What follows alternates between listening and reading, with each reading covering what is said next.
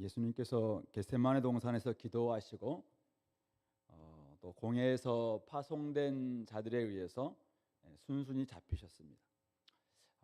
깨어있지 못했던 제자들은 예수님을 버리고 도망하고, 예수님은 홀로 지금 대제사장들이 함께 모여 있는 사내들인 공회가 있는 바로 그곳으로 지금 잡혀왔습니다. 오늘 53절을 보시면은 그들이 예수를 끌고 대제사장 가야바에게로 가니, 대제사장에게로 가니 대제사장들과 장로들과 서기관들이 다 모여 있더라. 원래 그 사내들인 공회가 70명으로 구성되어 있는데요. 아마 그 여러 가지 법에 의하면은 한 23명만 모여도 정족수가 돼서 모임이 가능하다고 합니다. 아마 이때 새벽 모임이다 보니까 23명 정도 모이지 않았을까 이렇게 추정합니다. 이곳에 이제 모입니다. 그리고 아까 제자들은 다 도망쳤다고 이야기했는데 오늘 54절 보시면은 베드로가 예수를 멀찍이 따라 제사장의 집들 안까지 들어가서 아랫 사람들과 함께 앉아 불을 쬐더라. 이게 이제 지금 오늘 사건의 배경이 되고 있는 것이죠. 그런 가운데 이런 상황 속에서 55절부터 65절까지는 공회에 선 예수님의 모습, 공회에서 신문받는 예수님의 모습을 그리고 있고요. 66절부터 72절에서는 여종 또 곁에 선 사람들 앞에서 서 있는 베드로의 모습, 굉장히 대비되어 있는데 이걸 통해서 공회에 선 예수님께서 어떻게 신문 받으셨는가 이런 부분도 한번 살펴볼 거고, 그다음에 여종 앞에서 질문 받고 있는 베드로가 또 어떻게 예수님을 부인하고 자신을 부인하고 있는가 이런 것들을 한번 살펴보면서 우리 자신들은 또 어떤지 그런 것들 함께 생각해 보겠습니다. 먼저 우리 공회 앞에 서신 예수님의 모습을 보면은 대제사장들과 온 공회가 예수를 죽이려고 그를 칠 증거를 찾되 얻지 못했다 이렇게 이야기하고 있습니다. 계속해서 지금 이제 예수님을 어쨌든 죽여야 된다라고 이제 그들은 판단했고, 그래서 그 증거를 찾아야 됩니다. 그렇다면은 증인들이 와서 두세 명의 증인들이 그 증언이 일치하면은 그 증언을 채택해서 이 사람 사형 이렇게 언도하면 이제 되는 건데, 오늘 그렇게 증거를 찾는데 얻지 못했다. 왜냐하면은 56절 보면은 예수를 쳐서 거짓 증언하는 자가 많이 나왔습니다. 당시 이제 이 증인들이 검사들처럼 예수에 대해서 막 이렇게 기소를 합니다. 그러면 이제 다른 사람들이 나와서 또 그 기소를 하게 되면은 그 기소가 함께 일치되면은 그것을 증언으로 채택하게 돼 있는데, 이 사람들이 증언하는 사람들이 굉장히 많이 있는데 서로 일치하지 않기 때문에 증언으로 채택될 수가 없는 것이겠죠. 그렇다는 것입니다. 그리고 57절 보시면은 어떤 사람이 일어나 이제는 예수를 쳐서 거짓 증언합니다. 이제 거짓 증언을 하게 되는데 우리가 들어보니까 손으로 지은 이 성전을 내가 헐고 손으로 짓지 아니한 다른 성전을 사흘 동안 지으리라 그렇게 이야기했다는 것이죠. 그러니까 진짜 유대인들이 굉장히 중요시 여기는 성전을 예수님이 진짜 헐고 자기가 한번 성전 짓겠다 이렇게 했으니까, 만약 이게 진짜 다른 사람들한테도 동일하게 들었던 증언이다라고 확인되면은 진짜 이것만큼 결정적인 증거는 없겠죠. 그래서 이제 우리 요한복음 2장 19절인가 보면 예수님께서 이 성전을 헐라, 그러나 자기가 3일 동안 결국 예수님의 몸된 성전을 가리키면서 이제 말씀하셨던, 제자들에게 말씀하셨던 게 있었는데, 그것을 지금 옆에서 곁들었든지 아니면은 전해 들었는지 오늘 말씀을 이렇게 이런 말 했다라고 하지만은 전혀 예수님께서 이 성전을 자기가 헐고 손으로 짓지 않는 성전을 짓겠다 이렇게 말한 것은 아니라는 것이죠. 그래서 다른 사람들한테 물어봐도 그 증언도 서로 일치하지 않게 된 것이죠. 그래서 이것은 결국은 채택할 수 없는 그런 증언이 되고 있는 것입니다. 그런 가운데 오늘 대제사장이 가야바가 60절 직접 등판합니다.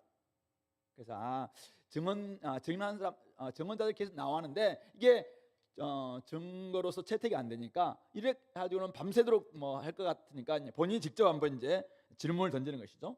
가운데 일어서서 예수에게 직접 묻습니다. 너는 아무 대답도 없냐? 저렇게 지금 증언하는 사람들이 계속 말하고 있는데 왜 대답하지 않느냐? 이렇게 해도 이 사람들이 너를 칠 증거가 어떠하냐? 계속 물어도 예수님께서는 뭐 침묵으로 일관하시죠. 아무 대답도 아니하십니다. 그래서 대제사장이 결정적으로 이제 그에게 이렇게 묻습니다. 네가 찬송 받으실 이의 아들 그리스도 메시아냐? 찬송 받으실 분 하나님이시잖아요. 하나님의 아들 그리스도냐? 딱 정확하게 이제 바로 직접 묻습니다. 이때 예수님께서 뭐라고 해야 합니까? 62절이죠. 내가 그니라. 그러면서 인자는 우리 다니엘서 7장 13절 14절에서 말씀하고 있는 그 인자가 권능자의 우편에 앉은 것. 메시아가 권능자의 우편에 앉아 있는 시편 110편 1절의 말씀과 그 다음에 인자가 하늘 구름을 타고 오는 것 너희가 볼 것이다. 결국 다니엘서 7장 13절 14절의 말씀처럼 구약에서 예언되어 있는 그런 사람의 아들 같은 이가 결국은 하늘 구름을 타고 영광과 권능을 다 가지고 이제는 하나님으로부터 모든 왕권, 영광, 권세 다 취하게 되는 그 말씀을 딱 이야기하시면서 결국 인자가 권능자의 우편에 앉은 것, 결국 이 땅에서 모든 사역을 다 마치시고 이제는 승천하셔서 하나님 보좌 우편에 앉는 바로 그것을 이야기하겠죠. 그것을 너희들이 볼 것이고 또 마지막 때 하늘 구름을 타고, 하늘 구름이라는 것은 이제 하늘도 하나님의 계신 곳이고 구름도 하나님을 상징하는 부분, 하나님의 영광, 하나님의 권세 이런 걸 상징하고 있다면 어쨌든 하나님의 왕권과 권세를 가지고 오셔서 이제는 심판하시는 그런 심판자로 오신다는 것을 너희들이 이제는 볼 것이다. 명확하게 그것을 말씀하고 있는 것이죠. 그러니까 이제 대제사장이 이것은 뭐 이제 진짜 그런 빼도 박지 못하는 증거다 이렇게 이야기를 하면서 옷을 막 찢는 것이죠. 이게 지금 대제사장의 정말 그때 진짜 그 에봇을 다 입었는지 아니면 어떤 그 주석 보니까 일반 옷이었을 것이다 이렇게 이야기하는데 어쨌든 이것을 분노의 표정으로 아니면은 딱 됐다 하는 표정으로 이제 막 마음 속에는 막 회심의 미소가 있겠죠. 왜냐하면 죽이려고 좀 하고 있으니까. 그러니까 결국 옷을 찢으면서 주변에 있는 산헤드린 공의원들 한 20명에게 딱 묻습니다. 우리가 어찌 더 증인을 요구하리요? 그 신성모독하는 말을 너희가 들었다. 야, 너희는 어떻게 생각하느냐? 이렇게 딱 묻습니다. 그러니까 그들이 뭡니까? 당연히 지금 이것은 자기가 하나님 보좌 우편에 앉는다고 이야기하고 있고, 그리고 하나님의 아들이라고 이야기하고 있고, 그렇게 이야기하니까 사실은 원래 그렇다면 예수님을 지금 당시에 메시아라고 생각했던 사람들이 굉장히 많거든요. 그러면 이것들에 대해서 더 알아보고 또 확인하고 이런 절차를 나가야 되는데 당연히 이런 부분에 있어서는 네가 하나님의 아들이라고 이야기하고 있고 지금 하나님 보좌 우편에 앉는다고 이야기했으니까 이건 신성모독이다. 자기들이 딱 이렇게 판단하는 것이죠. 그러면서 예수를 사형에 해당하는 자로 정죄합니다. 정죄. 이제는 너희들은 신성모독죄다, 참남하다, 딱 이렇게 하고는 그 참남죄, 신성모독죄에 해당되는 이제는 벌로 침을 뱉고 얼굴을 주먹으로 치고 그러면서 네가 진짜 메시아라면 한번 해봐라, 선자 노릇 해봐라, 뭐 막 그러면서 이제 조롱하고 하인들은 손바닥으로 때리고 이렇게 하는 모습들이 오늘 66절, 65절까지 나오고 있습니다. 예수님은 우리 앞에서 성전에서 지금 종교 지도자들과의 여러 가지 논쟁이 있었어요. 한 번도 지지 않았습니다. 예수님은 모든 논쟁에서 이기셨습니다. 그런데 오늘 여기에서 예수님께서 가짜들이 막 나와서 가짜 지금 증인들이 나와서 막 계속 이야기할 때 지금 못 이기겠습니까? 논리를 하든지 아니면 법으로 따르든지 아니면 뭐 지혜로 따르든지 못 이기겠습니까? 근데 예수님께서는 침묵으로 일관하고 있습니다. 겟세마네 기도를 통해서 하나님의 뜻에 따라서 결국 십자가의 잔을 받아들이기로 결정했었고 순순히 지금 잡히심으로 지금 여기까지 왔습니다. 이 한밤중에 벌어진 이 불법 집회입니다. 그리고 거짓 증인들이 계속 나오고 있는 거짓 재판이죠.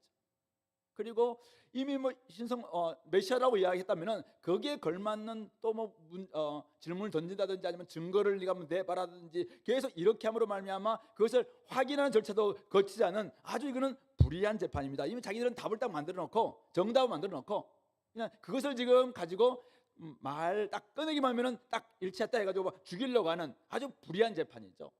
그 불이한 재판 앞에서 우리 주님께서는 아무런 대답도 하지 않고 계시는 것이죠. 하나님의 뜻을 확인하고 들어선 이상 하나님의 뜻이 결국은 많은 사람들을 위한 대속물이고 십자가를 져야 되고 바로 십자가라는 그 잔, 고난의 잔이죠. 죽음의 잔, 그것을 마시는 것이 하나님의 뜻이다. 그로 말미암아 온 인류를 위한 구속을 이루시고 결국 이 땅에 하나님 나라를 주고 많은 우리 모든 사람들에게 영생을 주시기 위한 길은 이것밖에 없다. 이것이 하나님과 예수님의 기도 속에서 소통하는 가운데서 확인된 분명한 뜻이었습니다. 그리고 그것을 우리 주님께서는 받아들이기로 결정하신 것이죠. 그렇기 때문에 결국은 이들의 불법, 불의, 거짓 이런 것들을 가지고 계속 이야기하지만은 그것들을 다 견뎌내고 있는 것입니다. 그들의 불의함, 그들의 부당함 알지 못해서가 아니셨습니다. 그냥 대응하지 않으실 뿐이셨습니다. 우리도 때로는 있잖아요. 주님의 뜻을 따라서 가는 길에서 이것이 다른 사람들을 위한 생명의 길이구나, 다른 사람들을 구원하는 길이구나, 이게 다른 사람들을 위한 길이구나, 나에게 좀 손해가 있고 내가 조금 억울함을 당할 수 있는 이런 모습이지만 이것이 결국은 저 사람을 위한 길이구나 라는 것이 명확하다면은 때로는 다 이해받지 못해도 그냥 당하는 것이죠. 억울함이 있어도 이거 조금 내가 억울해도 저 사람을 위한 길이니까, 조금 내가 좀 비참해져도 결국 저를 살리는 길이니까 참는 것이죠. 주님께서 지금 그렇게 가고 계시는 것이죠. 그런데 오늘 주님은 자신의 정체성에 대해서는 분명하게 대답하고 계시죠. 경배와 찬양받으실 하나님의 아들 그리스도이시다. 그것에 대해서는 분명히 드러내고 있습니다. 물론 돌아오는 것이 경배가 아니라 경멸이고 모욕적인 폭력, 자신의 정체성을 명확하게 드러내셨음에도 불구하고 그냥 돌아오는 것이 경멸이고 모욕이고 폭력이고 그 주님께서 모르시겠습니까?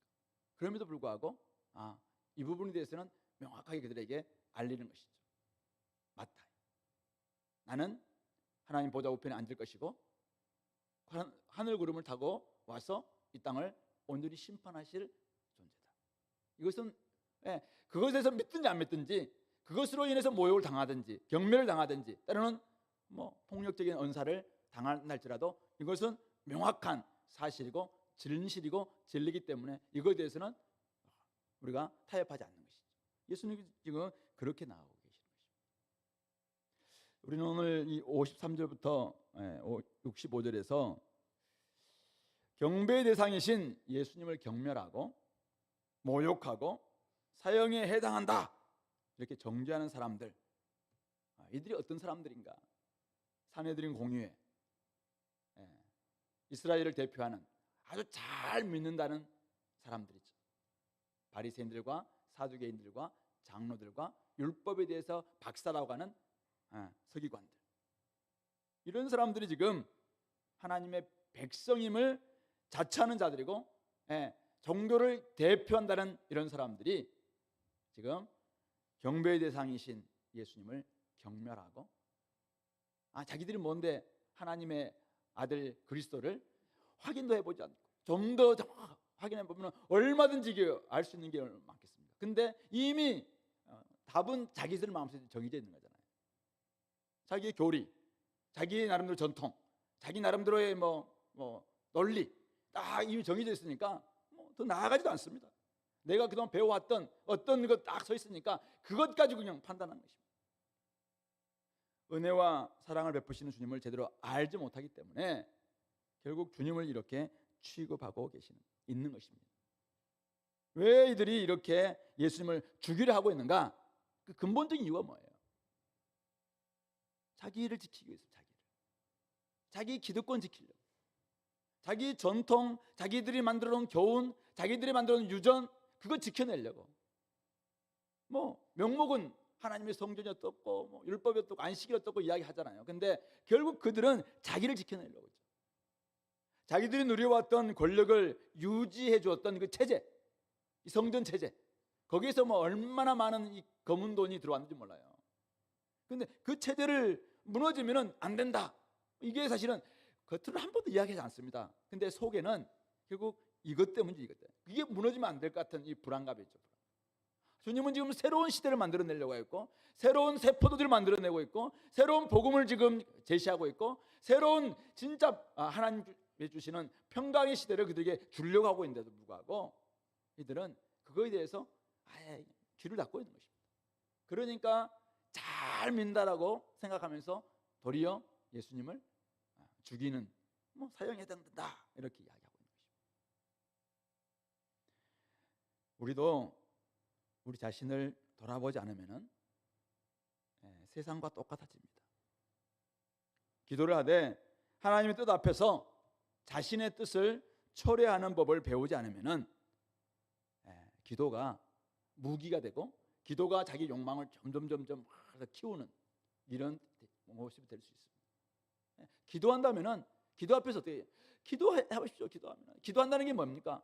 내 뜻을 막 하나님 들어가 주세요 외치는 게 기도가 아니라 기도 나의 뜻이 있어요. 그걸 가지고 하는 게 나아가는 겁니다. 그래서 하나님의 그 뜻 앞에서 이게 맞는지, 내가 지금 이렇게 살려고 하는데 이게 맞는지, 내가 지금 이렇게 지금 선택하려고 하는데 정말 이게 맞는지 계속 그걸 씨름하는 거죠. 씨름. 이게 기도잖아요. 이게. 그래서 내 뜻을 수정하고 내 뜻을 초래하고 내 뜻을 바꾸고 하나님 뜻으로 다시 수납하고 이런 과정이죠. 근데 내 건 절대 안 바꿔요. 그러니까 뭐 계속 기도를 하는데 기도가 어떻게 자기 욕망을 가득 채우는, 이게 무게 되니까 기도 많이 했다는 사람이 막 사람들을 막 죽이는, 진짜 판단하고 야 기도도 안 하는 네가 어떻게 다느냐 뭐 이런 식으로 이야기하면서 다른 사람들 도리어 막 억제하는, 기도가 무기가 돼서 이렇게 하지 말자는 것입니다. 교회도 마찬가지입니다. 우리 개혁된 교회는 개혁하는 교회다 이런 말이 있습니다. 리폼드 처치이즈 뭐 리포밍 처치 이런 말이 있어요. 정말 우리가 개혁된 교회라면, 우리는 개혁된 개혁교회 전통을 가지고 있는 우리 합동측 대한예수교 장로회는 개혁교회의 지금 전통을 속에서 살아가는 뭐 종교개혁 이후의 후예들이니까, 그렇다면 날마다 개혁하는 교회가 돼야 돼요. 우리가 참 좋은 게 있어요. 그럼에도 불구하고 이게 혹시 말씀에서 또 벗어나지 않았을까? 이 시대와는 너무 조우하지 못하는 부분은 없을까?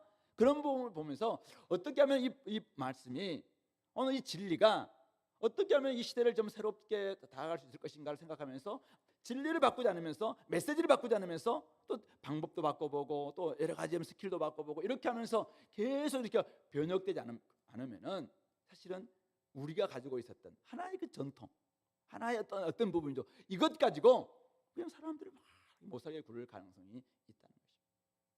그래서 늘 자신을 돌아보고 하나님보다 높아진 것이 있으면은 쳐내는 것, 이게 오늘 고난주간 특별기도회 가운데서 우리가 해야 될 저는 가장 중요한 1차적인 과제가 아닐까 생각합니다. 그래야지 개인도 살고 가정도 살고 교회도 살 수 있습니다. 한국 교회가 살 수 있는 길은 저는 다른 데 있지 않다고 생각해요. 말씀 앞에서 들었다면, 이 말씀을 자기가 깨달았다면 이거 가지고 기도로 나아가는 거예요. 기도로 나아가면서 진짜 내가 이렇게 살려고 하는데 맞는지 다시 한번 하나님 앞에 점검하는 것이죠.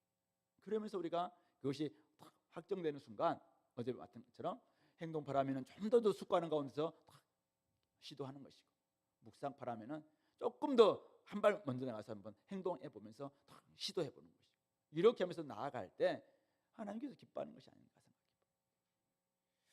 또한 오늘 우리 여기 예수님을 통해서 배울 수 있는 게 있는데요.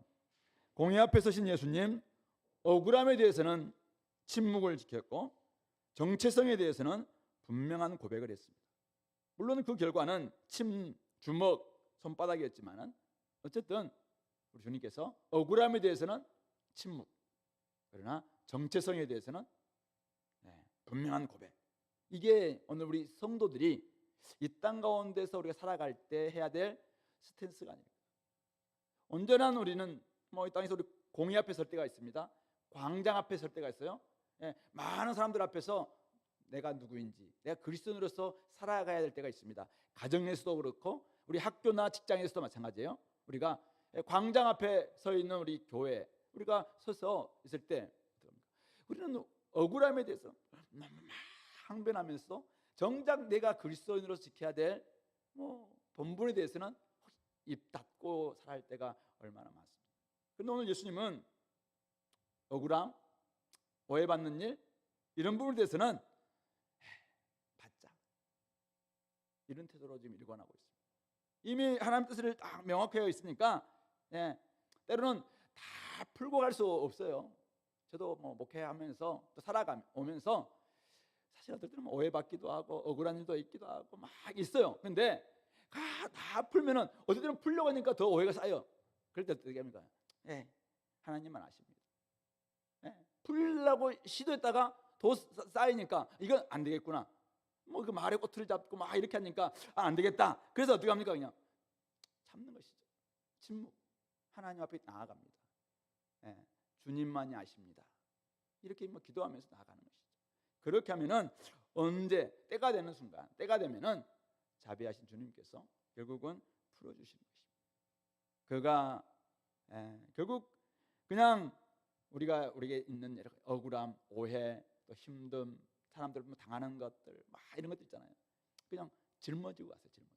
때로는 짊어지고 가는 게 하나님 앞에서, 물론 성도 간에 있어서는 우리가 막 때로는 또 이야기도 하고 또 속에서 막 이렇게 분할 때는 또 가서 이야기하고 이런 하긴 해요. 근데 하면 할수록 계속 좀 어려움이 생긴다 그러면은 때로는 어떻게 합니까? 해도 1차, 2차, 3차까지 해봤는데 안 된다. 그럴 때는 이제는 짊어지고 가야 되죠. 예수님도 앞에서는 계속 이들과 논쟁하면서 그들을 막 설득하기도 하고 막 가르치기도 하고 때로는 책망하기도 하고 계속 했습니다. 근데 결정했습니다. 이제는 결정지순간에 왔어요. 근데 여기 와서도 지금 십자가 막 질려가면서도 근데 들어봐라, 내가 지금 막 이렇게 난 아니거든 막 이야기하지 않고 때로는 그냥 당하는 거잖아요. 예수님은 그렇게 하고 계시는 거예요. 반면 정체성에 대해서는 명확히 하는 것입니다. 예수 그리스도를 주님으로 모신 그리스도님을 명확히 할 필요가 있습니다. 권능자의 우편에 앉아 계신 주님께서 하나님의 영광과 권세를 가지고 오셔서 온 세상을 심판하심을 믿는, 그리고 그것을 기다리는 그런 사람들이라면, 우리가 진짜 그것이 우리의 정체성이라면은, 여러분 진짜 이 사실을 믿는다면은 이 땅에서 우리가 어떻게 살아야 됩니까? 내가 나의 정체성을 명확하게 말로, 삶으로 고백하고 드러내야 합니다. 나는 그리스도인입니다. 그래서 저는 다르게 선택하는 겁니다. 저는 그리스도인입니다. 그래서 다르게 사는 것입니다. 저는 그리스도인입니다. 그래서 저에게는 다른 소망이 있습니다. 이렇게 분명하게 말해주고 보여줘야 됩니다. 말만 해도 안 되죠. 얼마나 그리스도인들이 말만 잘한다 이런 말 듣습니까? 그러니까 이제는 진짜 거짓말하지 않는 이유는, 다른 사람들이 다 막 컨닝하는 가운데서도 제가 컨닝하지 않는 이유는, 제가 다른 사람들은 다 이렇게 막 먹고 취하고 막 이렇게 함에도 불구하고 제가 그것을 하지 않는 이유는, 저는 그리스도인으로서 저에게는 심판주가 있고 저에게는 딴 소망이 있습니다. 다른 소망이 있습니다. 라는 부분들을 명확히 할 수 있는 것입니다. 거짓이 득세하고 진리가 외면당하는 세상이지만은 우리는 믿는 게 있습니다. 진리가 거짓을 이긴다. 어둠은 빛을 결코 이길 수 없다. 우리는 그것을 믿는 사람들입니다. 우리는 반드시 진리가 승리한다라는 것을 믿는 사람들이죠. 그래서 우리는 어떻게 삽니까? 우리는 진실만 말하는 것이죠. 사람들 앞에서는 정직하게 나는 말한다. 그렇게 고백하고 결국 우리는 진리를 위해서 살아간다. 그렇게 살아가는 사람들. 이게 사실은 이걸 감추면은 우리가 어떻게 사람들에게 진실을 우리가 드러낼 수 있겠는가? 지금도 보좌 우편에 앉아 계신 주님을 어떻게 우리가 진짜 오늘 우리의 온 세상의 통치자로 받아들일 수 있겠는가? 내가 복음을 막 전하면서도 밖에 나가서 막 잘못 살고 대충 막 세상 사람들과 똑같이 살고 그러면서 지금도 하나님은 살아계셔서 온 세상의 주권자이고 지금도 하나님 보좌 우편에 앉아서 우리를 통치하시는 분이십니다. 이 말하는 순간, 야, 그런데 네가 그렇게 살아? 이렇게 한다면 얼마나 부끄럽겠냐 이거죠. 우리가 진짜 주님께서 권능자의 우편에 앉아 계신다는 사실을 진짜 믿는다면, 그리고 하늘 구름을 타고 오셔서 심판하시는 분이시다는 사실을 진짜 믿는다면 우리는 어떻게 해요? 당연히 다르게 살아야죠. 지금도 하나님이 살아계셔서 통치하고 계시는데 어떻게 직장 생활을 그렇게 아무렇게나 할 수 있어요? 어떻게 우리가 저 공부를 또 그렇게 안 믿는 사람처럼 할 수가 있겠냐 이거죠. 그래서 우리는 다르게 살아가는 거죠. 그래서 내가 이렇게 살아가는 겁니다 라는 것을 명확하게 이야기할 수 있습니다. 에베소서의 표현에서 우리는 그리스도와 함께 일으켜졌고 살아났고 그리스도와 함께 하늘에 앉혀졌다라고 이야기하고 있습니다. 우리는 이미 이곳 살아가고 있지만은 이미 부활의 생명을 가진 사람들이고 하나님의 보좌 우편에 주님께서 함께 있는 하늘에 속한 사람들입니다. 하늘에 속한, 그러니까 하나님과 함께 하나님 나라의 지금 버금 통치자가 되어서 이 땅에서 하나님의 통치를 보여주는 사람들이다. 바울은 그렇게 이야기하고 있어요. 그렇다면은 우리가 해야 될 일은 뭐냐면은 온 만물을 하나님과 다 화목케 하는, 통일시키는, 지금 원래 하나님이 창조하셨던 그 목적 그대로 온 세상을 지금 정말 하나님 앞에 올려드리고 하나님과 화목하게 만드는 그 일에 우리가 나서야 되는데, 우리가 그런 정체성을 알지도 못한 채, 아니면 그것에 대해서는 그냥 전혀 모른 채 세상을 더더욱 힘들게 만들고 여러 가지 교회 다닌다고 이야기하면서도 그냥 늘 분열시키고 이렇게 한다면 어떻게 되겠냐.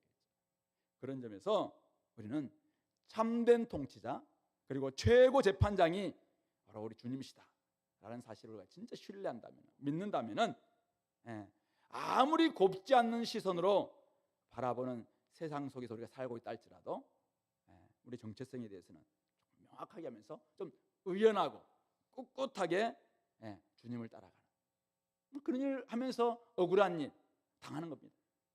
그런 일 하면서 오해 받는다면 참는 거죠. 그런 부분에 대해서.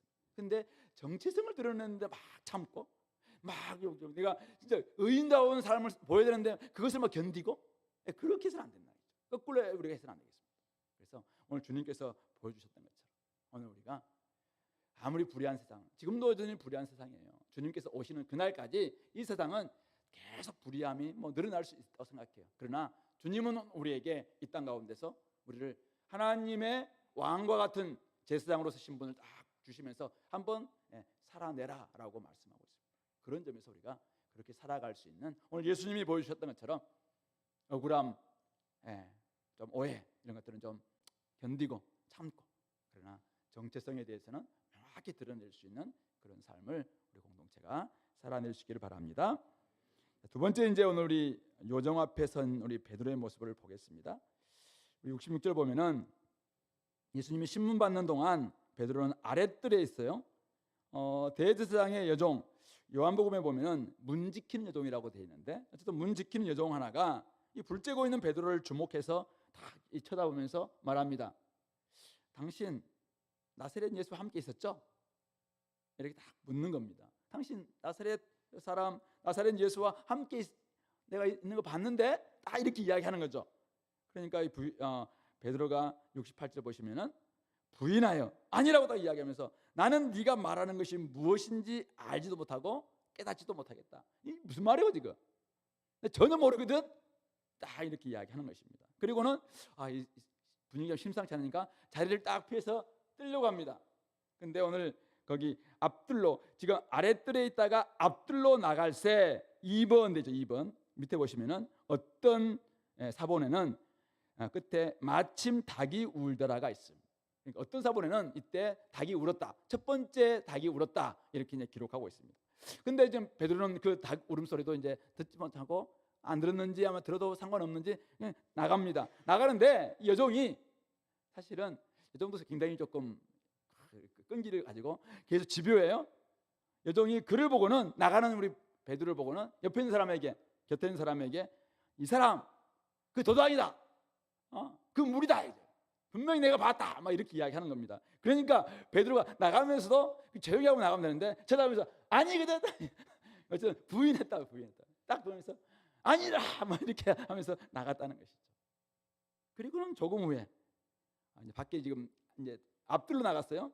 근데 곁에 서 있는 사람들이 다시 베드로에게, 근데 네가 아까 말한 거 들어보니까 네 액센트 유다 예루살렘 액센트 아니거든. 너 저 경상도 말인데, 근데 경상도 사람 맞잖아, 이런 식이 지금.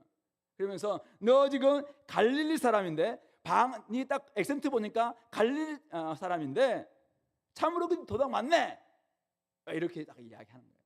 그러니까 베드로가 71절 저주하며 맹세하되, 예수님을 저주하진 않았겠죠. 자기를 막 저주, 내가 저주를 받으면 받았지 난 아니다, 이렇게 맹세를 하면서 내가 진짜 맞으면 하나님께 내가 저주를 받겠다, 막 이런 맹세를 하는 거예요. 맹세 하는 말이, 나는 너희가 말하는 이 사람을 알지 못한다.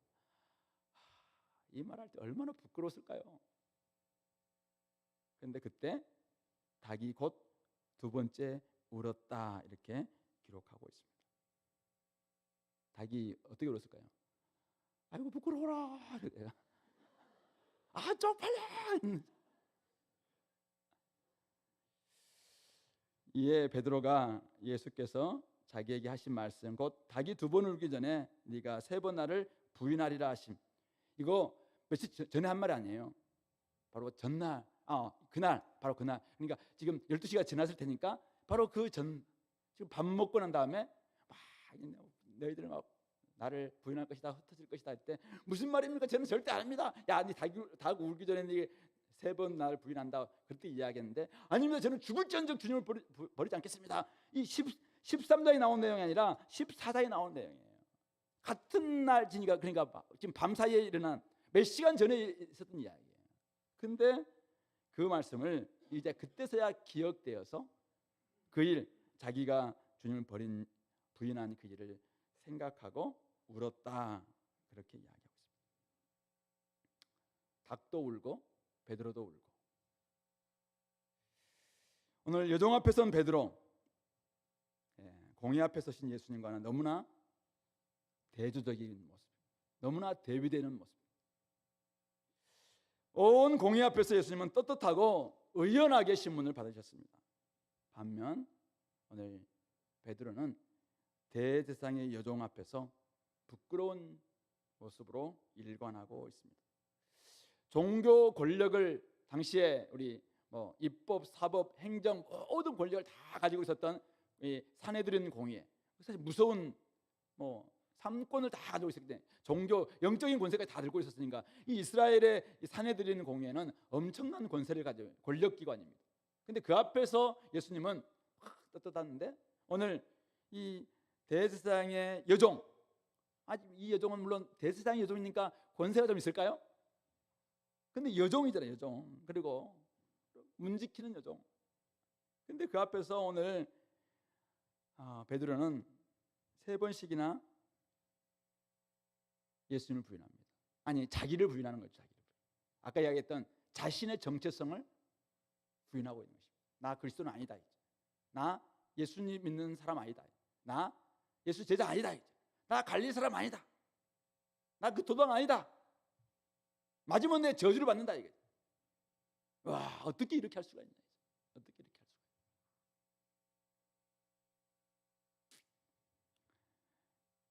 베드로는 앞에서 끝까지 내가 충성하겠습니다, 제가 죽으면 죽을지언정 다른 사람 다 도망친다 할지라도 저는 죽는 데까지 따라가겠습니다, 이렇게 담대하게 호언장담하고 엄청난 각오.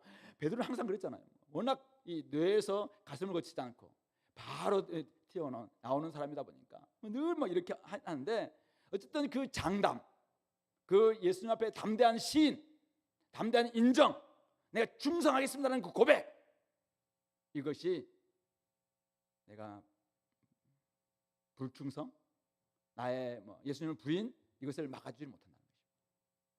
내가 아무리 장담하고, 아무리 내가 예수님을 시인하고, 내가 아무리 신앙의 고백을 한다 할지라도 내가 세상 속에서 그냥 패배하고 예수님을 부인하고 내 자신의 정체성도 부인하는 이런 것을 자연적으로 막아주지는 못한다, 보장이 안 된다, 이죠.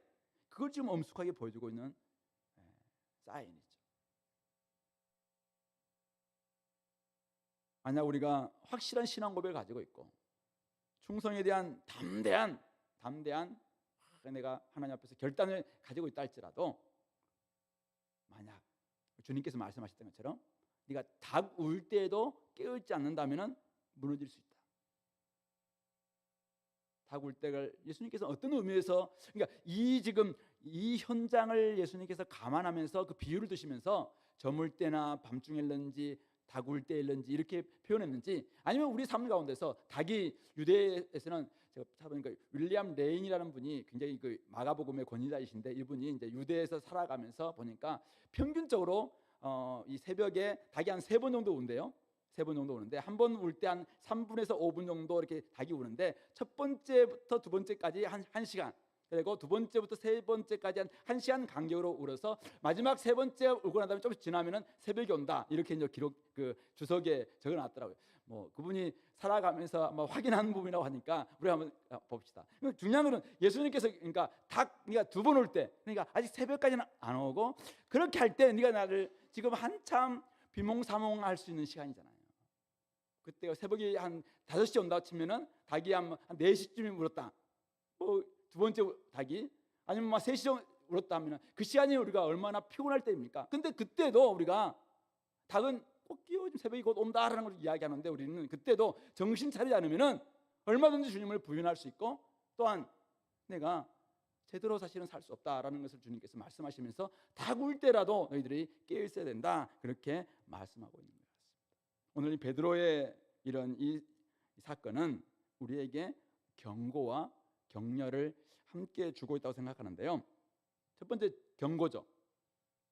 베드로는 어떻게 이렇게까지 무너지게 되었는가? 왜 베드로는 이렇게 무너졌는가? 왜 무너졌습니까? 오늘 성경은 명확히 이야기하고 있어요. 닭이 2번 울기 전에 네가 3번 날 부인하리라 하심이 기억되어 그 일을 생각하고 울었다. 기억하지 못했기 때문에 결국은 그가 이렇게 무너졌구나, 말씀을 기억하지 못했기 때문에 이 무너졌구나라는 것입니다. 첫 번째는 예수님께서 자신의 운명, 자신의 길에 대해서 3번씩이나 말씀하셨어요. 이방인들이 잡힐 것이고 넘겨질 것이고 십자가에 죽을 것이고 3일 만에 부활할 것이다. 이 말씀을 사실은 3번씩이나 제자들에게 주셨습니다. 근데도 그 말씀이 지금 베드로에게는, 처음에는 그렇게 말씀하셨을 때 베드로는 무슨 말씀입니까? 예수님 막 책망했어요. 아니 메시아가 죽는다고요? 그런 법은 없습니다. 유대의 메시아 사상에 그런 법은 없습니다 라고 이야기하면서 절대 그렇게 해서는 안 됩니다. 예수님 그렇게 이야기할 때 예수님한테 이 사탄아 내 뒤로 물러가라 할 정도로 엄청난 책망을 받으셨죠. 그러고 난 다음에도 예수님께서는 2번 더 또 베드로를 비롯한 제자들에게 나는 넘겨질 것이고 잡힐 것이고 그리고 십자가에 죽을 것이고 3일에 부활한다는 말씀을 3번씩이나 해주셨습니다. 그런데 베드로는, 또 제자들은 자신들의 목적과 기대와 원함, 이것을 딱 서 있었기 때문에, 꽂혀 있었기 때문에 예수의 말씀을 듣기는 들었는데 이게 사실은 안 들린 거예요. 안 들린 거예요. 기억나지 않는 말씀이죠. 그러니까 예수님이 잡혔을 때 더 도망칠 수밖에 없고, 왜냐하면 한 번도 생각해 보지 못한 말씀, 한 번도 이런 상황이 올 것이라고, 그리고 그것도 이렇게 빨리 이런 상황으로 휘몰아칠 거라고는 한 번도 생각하지 못한 이런 상황이 딱 들어오니까 엄청난 두려움이 엄습한 것이죠. 그러니까 주님께서 주님의 운명에 대해서 말씀하셨던 그 말씀, 3번씩 하셨던 말씀들이 아예 그의 귓전에서, 아예 그 기억 속에서 아예 마음에 싹 사라진 것이죠. 그러니까 신문앞 당하는 예수님 앞에서 나도 저렇게 당할 수 있겠구나, 저렇게 맞고 저렇게 침뱉음을 당하고 저렇게 손바닥으로 또 주먹으로 맞을 수 있겠구나, 이런 생각이 드니까 갑자기 막 두려움이 엄습해 왔겠죠. 그래서 좀 이렇게 될 수 있었겠다는 것입니다. 또 하나는 아까 이야기했다시피 주님께서 자신, 이 베드로에게 주셨던 말씀도 기억하지 못한 것입니다. 닭 울기 전에, 오늘 밤 닭 울기 전에 네가 3번 나를 부인할 것이다 라고 말씀하셨는데 그 말씀도 기억하지 않은 것입니다. 그러니까 결국은 그는 말씀이 기억 안 되니까 말씀이 우리를 지켜주거든요. 제가 늘 강조하는 거죠. 경건 시간을 지키면 경건이 우리를 지켜준다. 말씀을 우리가 계속 묵상하고 말씀을 우리가 다 가지고 있으면 결국 말씀이 우리를 지켜줍니다. 두려움이 몰려오죠. 그러나 말씀으로 얼마든지 이겨낼 수가 있거든요. 근데 그냥 두려움이 몰려오고 상황이 몰려오고 막 분위기가 막 엄습해 오니까 말씀은 딱 사라지니까 결국 내가 죽을 것 같거든요. 그 상황 속에. 근데 말씀에서는 얼마든지 이 상황을 뛰어넘을 수 있다고 이야기하고 있고, 말씀은 십자가 너머에 부활이 있다고 이야기하고 있고, 말씀은 네가 오늘 나를 3번 부인하겠지만은 뭐 이렇게 분명히 우리의 약함에 대해서 언급하면서 야 깨어서 기도하라고 이야기하는데, 이 말씀이 내 삶에 없으니까 우리가 무너질 수도 있다는 것입니다. 오늘 우리에게 주시는 경고입니다. 여러분도 오늘도 말씀을 기억하지 않는다면은 우리가 이렇게 넘어질 수 있습니다. 아무리 장담하고 결단하고 결심하고 다짐하고 그냥 뭐 저는 제가 해병 출신입니다, 아니면 저는 뭐 함담하는 사람입니다, 이렇게 아무래도 제가 한번 우리 대학부 수련회에서 이야기했어요. 제가 진짜 대학 군대 가기 전만 해도 얼마나 제가 우리 교회에서 막 엄청난 신앙의 총각 집사 출신이 제가 어쨌든 이렇게 막 신앙하려고 하는데 분위기가 막 군대 가니까 엄청난 분위기 앞에서 내가 막 다 넘어졌거든. 그때 왜 제가 얼마나 부끄러운지 몰라요. 오늘 저는 이 사건, 베드로에게 이 사건은 치욕스러운 밤이거든요. 가장 자기 인생에서 가장 잊고 싶은 밤이 아니었을까요? 가장 비참한, 닭이 그렇게 울었을 때 내가 못 들었을까요? 아니 닭이 그렇게 정신 차려 이렇게 우는데도 불구하고 안 들리니까, 이 상황이 무섭고 두려움이 몰려오고 엄습하니까 자기가 누군지도 놓친 채 어떻게 내 입에서 예수님을 이렇게 부인할 수가 있어? 나는 죽어야 돼, 이렇게 할 수 있겠죠. 사실은 조금 마음 잘못 먹었으면 가룟 유다가 죽을 게 아니라 이 베드로가 사실은 아마 3번씩이나 이렇게 했는데, 그러지 않겠습니까? 그러므로 말씀을 기억하지 않으면 이렇게 무너질 수 있습니다.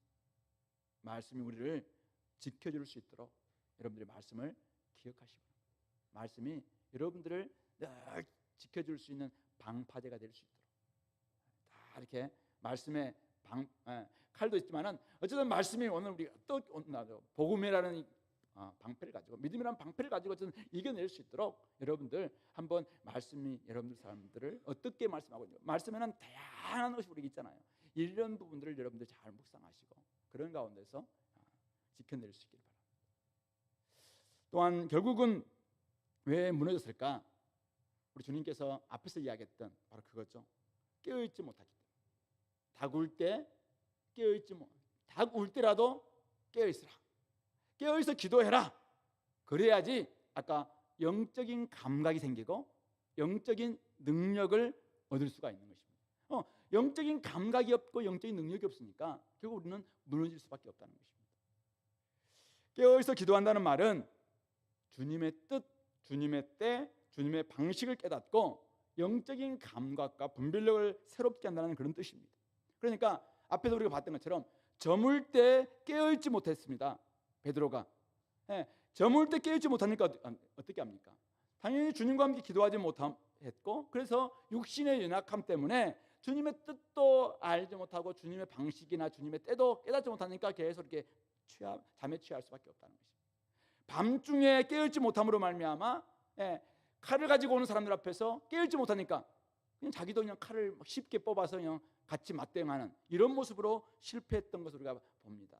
오늘 닭이 울 때 깨어있지 못할 때, 지금 내가 지금 어떤 상황에 처해 있는가, 이거에 대한 영적인 감각이 없는 겁니다. 예수님이 지금 당하고 있는 거 보니까 예수님 패배하셨구나, 이게 현상만 보고 이걸 판단해 버리는 것이죠. 그러나 만약 진짜로 깨어 있었다면은 이것은 예수님께서 지금 진짜 더 큰 전투를 위해서 사탄과의 결투, 진짜 가장 강력한 자를 결박하지 않고서는 그 집에 있는 것들을 강탈할 수 없다는 우리 주님의 말씀 있잖아요. 그런 것처럼 주님께서 지금 결국은 가장 강력한 죽음과 사망의 권세와 지금 맞짱 뜨고 가시는 거거든요. 그것에 대해서 이런 감각이 안 생기니까 이 깨어 있어야 생기는 건데, 그럼 예수님이 지금 당하고 있잖아요. 이것도 눈에 보이는 대상 앞에 당하고 있으니까 그럼 우리가 패배했다고 생각하는 것이죠. 주님에 대한 감각도 없고 자신에 대한 감각도 없고 주변 상황에 대한 분별력도 없는, 이게 바로 깨어있지 못한 모습. 엘리사 같은 경우에는 지금 사마리아 포위당하고 있는 이런 상황 속에서 그러나 옆에 있는 게하시는 막 두려워하잖아요. 그러나 엘리사가 뭔가 눈을 열어 봐라, 하나님에게 불말과 불병과 쫙 둘러서 있는 아람 군대를 사이를 둘러싸는 이걸 볼 수 있는 것이잖아요. 근데 우리는 이것을 못 보면은, 이 감각이 없으면은 늘 이 상황 앞에만 그냥 매몰될 수밖에 없고, 그래서 그냥 쉽게 여종 앞에서나 그냥 앞에선, 우리 아이들 앞에서 나의 가장 부끄러운 모습을 보이기도 하고, 그냥 옆에 있는 친구 앞에서 가장 초라한 모습을 보이기도 하고, 아무것도 아닌 그 권세 앞에서 그냥 자신의 이 엄청난 하나님 나라의 그 권세, 진짜 이 거룩한 성도라는 이 신분을 막 망각한 채 막 살아가는 이런 모습 보이는 거 아니냐 이거죠. 육체가 원하는 대로 살고, 이런 모습들이 결국은 영적인 감각을 갖지 못하기 때문입니다. 그러므로 깨어 있어야 된다. 깨어 있어야 된다. 그냥 깨어 있지 않으면은 눈이 있어도 보지 못하고 귀가 있어도 들리지 않는 부분입니다. 우리가 깨어 있어야 됩니다. 깨어 있지 않으면은 말씀을 들어도 지금 목사님 무슨 말씀을 하고 있는지, 지금 30분이 넘었는데 언제 마치려고 저러고 계시는지, 뭐 이런 생각만 할 수 있는 것이죠. 근데 깨어 있다면은 우리가 지금 이때구나, 지금 내가 정찰해야 되구나. 지금 세상이 뭐 이렇게 흘러가고 있는데 4월 10일 뭐 총선 누가 될 것인가? 그것보다 중요한, 훨씬 더 중요한, 지금도 하나님은 살아계시구나. 보좌 우편에 지금도 우리 통치하고 계시는 분이 계시구나. 그리고 정말 다시 오실 분이 계시구나. 그렇다면 내가 지금 어떻게 이 대학생활을 보내는 게 맞는가? 직장생활을 어떻게 보내는 게 맞는가? 내 가정생활을 어떻게 보내는 게 맞는구나? 이걸 다 예리하게 판단하는 거죠. 이렇게 할 때 세상에 나아가서도 너무 우리가 겁먹지 않고, 너무 쫄지 않고 그냥 이렇게 살아갈 수 있는 것입니다. 그런 점에서 우리가 좀 깨어 있어야 돼요. 깨어 있어 기도하고, 기도함으로 말미암아 하나님의 감각, 영적 감각이죠. 하나님의 능력. 오늘 우리는 이 베드로가 살던 시대와는 다른 시대를 살고 있어요. 우리는 이거는 예수님의 십자가에 죽으시고 부활하시기 이전의 시대를 살고 있지만, 우리는 예수님의 부활과 지금 재림 사이를 살고 있는 거잖아요. 그리고 우리는 다른 시대를 살고 있어요. 그래서 베드로에게 좀 미안해요. 베드로 이때는 아직 성령님도 계시지 않았고, 예수님이 부활하셨다는 사실도 아직 모를 때이기 때문에 좀 이렇게 하는 것도 좀 우리가 조금 이해가 돼요. 근데 이제 오늘 우리는 예수님의 부활과 지금 재림 사이를 살고 있는 사람들이거든요. 물론 그 텀이 좀 길긴 해요. 베드로는 3년 안에 지금 모든 것이 막 다 이루어졌지만, 우리는 지금 2000년 정도 이렇게 시간이 다 보니까 이게 좀 맞아? 막 이렇게 조금 나이브한 마음들이 들기는 할 거예요. 그러나 중요한 것은 뭐냐면은 우리는 지금 시점이 다르다는 거예요. 시점이. 우리가 살고 있는 시대가 구약 시대가 아니에요. 이미 우리는 성령 시대, 복음 시대를 살고 있습니다. 얼마든지 지금 이미와 아직 이 사이 속에서 긴장감은 있지만은, 그러나 얼마든지 승리할 수 있고 얼마든지 우리는 이길 수 있다라는 확신을 가지고 살아낼 수 있는 그 시대를 우리가 살고 있는 거예요.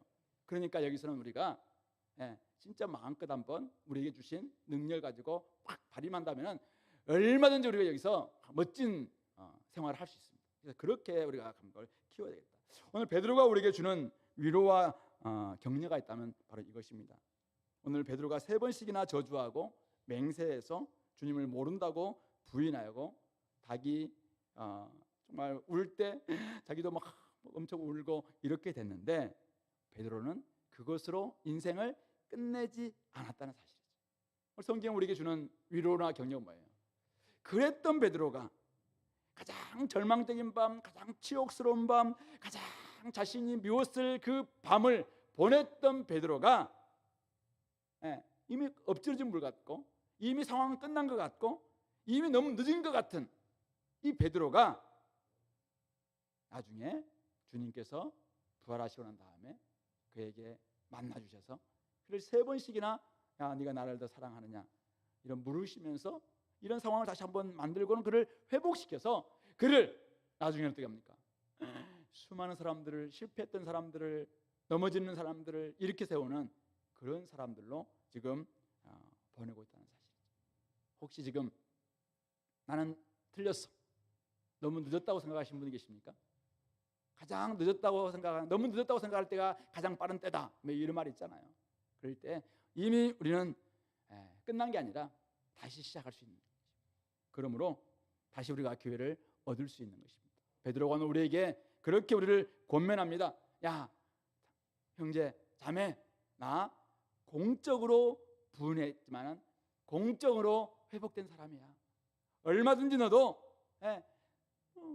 다윗이 울었지만은 못 듣고 그냥 넘어질 수 있어. 그러나 더 심하게 울기 전에 주님 말씀을 기억하고 지금 상태 좀 회개하고 주님 따라가는 제자의 길을 걸어라. 근신하라, 깨어라. 우는 사자와 같이 삼킬자를 찾는 이 만물의 때가 마지막이었다. 그러므로 제발 믿음을 굳건하게 해서 그를 대적해라. 세상에는 있는 형제들도 동일한 고난을 당한다. 그들도 지금 이렇게 깨어서 지금 하려고 한다. 그러므로 나는 틀렸어, 나는 늦었어, 나는 이미 포기야, 이런 마음을 갖지 말고 제발 다시 한번 일어서라. 오늘 베드로 사도가 그렇게 말씀하실 것 같습니다. 그런 점에서 이 시간 같이 한번 기도합시다. 오늘 우리는 꼭 베드로와 같은 전철을 밟아야 되는가? 저는 그렇지 않다고 생각합니다. 우리는 아까도 이야기했다시피 베드로와는 다른 지점, 다른 시대를 살고 있습니다. 우리에게는 성령님도 계시고 성경도 있고 우리에게는 성경을 사모하고 성경 말씀을 지켜내려는 하는 거룩한 공동체도 있습니다. 여기저기에 우리를 깨우치는 닭 울음소리도 곳곳에 들려주고 있습니다. 그러므로 오늘 우리가 혹시 무너져 가고 있는 이런 모습이 있다면, 아직도 내가 직장이나 또 사회 속에서 가정에서나 어디서든지 잘 못 살고 있는 모습이 있다면 다시 한번 깨닫게 해달라고, 주님처럼 저도 때로는 억울한 일을 당한다 할지라도 그것은 잘 참게 도와주시고 하나님 아버지 정체성에 대해서는 명확히 할 수 있는 은혜를 달라고, 베드로와 같이 넘어지지 않고 이제는 담대하게 나와서 정말 주님을 시인하고 주님을 드러내는 삶을 살게 해달라고 이 시간에 같이 한번 기도하겠습니다.